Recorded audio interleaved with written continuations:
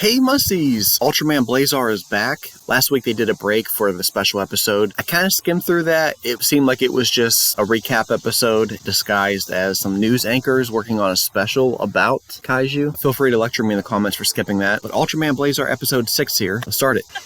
Are we looking at the birds? Oh, the Aurora Borealis? Did you do that? It just started all by itself. That's creepy. No. That plane, I'm not sure if that was bad or if that's just really how planes struggle. The evading Aurora.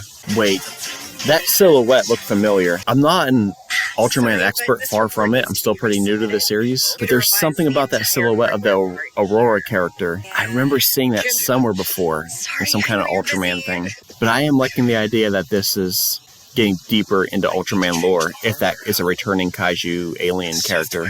The auto control unit is giving me trouble. Wait, is the Aurora affecting Earth Garon also? So is the captain's job to revive the team, and their solution is handing out free tomatoes. How about a pay raise? You good, Kururu? Were you talking to me? Come on. He has a nickname for his clothes washer? Uh-oh. Oh. Oh, he caught him talking to the washer. Oh. I'm glad that's weird in the show and not just in real life. The characters are at least aware that that's weird. You don't need to be so embarrassed about it. Uh-oh. My name is Herbie, and I come Herbie? from planet Cannon. Oh, this is starting to feel like some Super Sentai stuff. Yeah, she made regular machines become sentient? Earth Garon could go crazy? Oh! She just admitted it. I gave you those tomatoes because I wanted you to have a nice long chat with him. You just went over there, dropped off the tomatoes, and left. He didn't even do that. Oh, no. That guy is buff. He's definitely following the Hollywood routine of having to look super muscular for like a split second. What's going on? It's an alien invasion plot. Watch out for Earth Garon, okay? Is that a fourth wall breaking moment? I know Herbie mentioned a plot earlier, get with the plot, but the fact that he used it in a fourth wall breaking way. Oh! Oh no! Oh, I know this is a TV show and they have to keep it PG, but those scientists could have easily gotten fried right there, man. Oh, okay, Lord Kururu, that's it. My gracious. Oh, you can sweet talk the dryer into giving you a portal? That's a new army of Ultraman toys. Are they going to send Earth Garon off to the van? Oh, they are! That is creative. I would like to see that scene on a bigger budget where a little van's just jumping over hills trying to avoid a giant mech.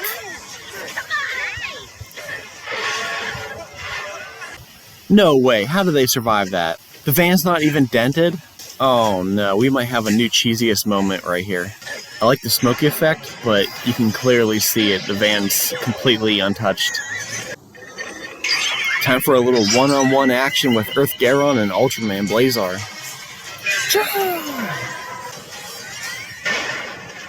Oh! Oh! Oh, Earth Garon saved him? Oh, he twisted! Oh! Oh! Ultraman twisted his back, though, like he was wringing out clothes. I will say, that was a pretty brief battle between Ultraman and Earth Garon. You saved us, Kururu. He's worshipping this dryer.